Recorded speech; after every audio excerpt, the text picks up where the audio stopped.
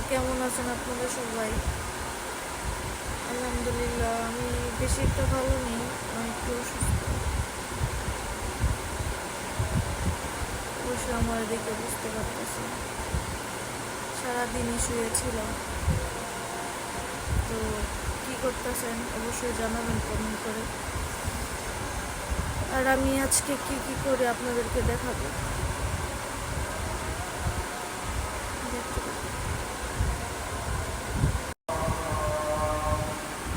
আজান দিচ্ছে, আজান শুনে